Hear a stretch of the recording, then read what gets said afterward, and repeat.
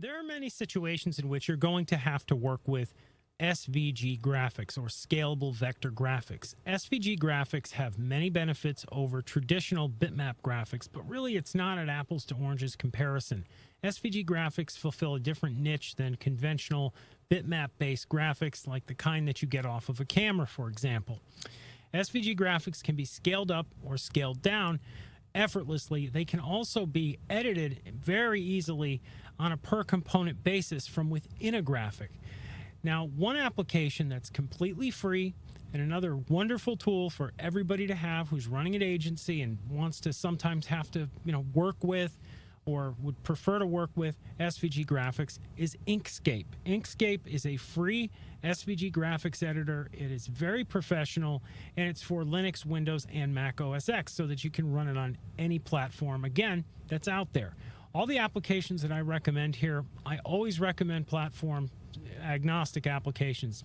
In other words, applications that run on multiple platforms. So you go over here to inkscape.org. You can go over here and you can hit download, and you can select the version that works best for you, that fits your computer, OS X, Windows, or GNU Linux.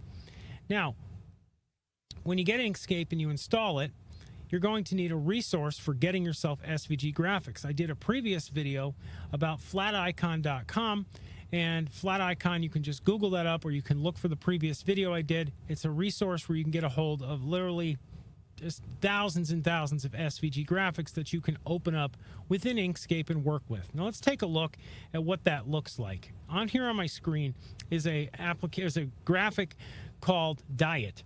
And what this is an SVG graphic. So let's take a look at how SVG graphics differ from conventional graphics. Conventional image, everything here would be, on a per pixel basis.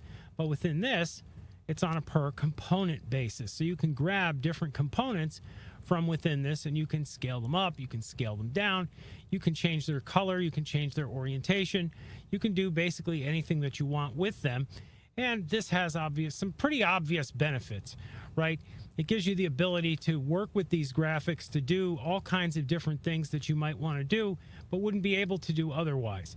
So it's a pretty cool application, and it's a pretty cool way to work with graphics. Now, I love to get logos developed as SVGs for the simple fact that a logo developed as an SVG can be scaled up literally infinitely because it's vector-based. It's based on, basically, it's polygonal underpinnings. It's not something that is a bunch of pixels that if you scale it up, it's going to get blurry.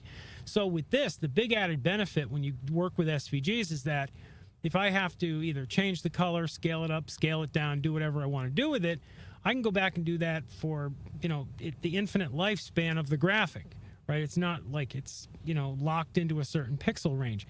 When you get logos done in their PNGs, and that's just fine to get them done as pings, you have that upper limit. That's why when you get a logo, very important general tip here is when you get a logo developed, make sure that you get it delivered absolutely massive if it's a ping, and always ask for the SVG file. If the person's developing your logo in, Adobe Illustrator or, whatever they're developing it in, they can always export you a PNG file, and they can always get you definitely an SVG file as well. So we can take this image here and we can go like File, Export Ping Image, right? So we can convert this really easily, this SVG graphic, into a ping, and we can choose how big we want it to be. We can go over here and we can, up the width of it to, 4,000 if we wanted to, for 40,000 or 400 or whatever we want, and it's going to export that way. It's going to, scale up just fine. Now we can also change things. You can see the background here got changed a little bit. We can go through and we can, change everything that we want. We can edit this graphic to our heart's content. We can jump around in here, and I'll just show you guys some other things. Say that I want to change the color of this. I can go back to, where is it, my drawing handle. We'll close that out. I'll go back here, and I can change colors on this thing to whatever I want, really just with a click of a button. So we can jump around, we can change anything into anything, and make this into our own custom graphic very, very easily. Anyhow, that's going to conclude this video. I think everybody out there, whether you use this app or not, should have themselves a copy. And again, being an open source tool, being out there in the community, there are tons of great tutorials. You can just go to YouTube, look them up. There are some wonderful channels, some just really great people that have channels out there that will educate you and train you in how to use this. I'm not saying you need to be a graphic designer by any means. I'm not saying you need to spend a whole lot of time in here. But if you get an SVG graphic, it's kind of cool to be able to open it and save it as a different resolution or export it as a different file format, and to have that basic power and basic control over what you're doing.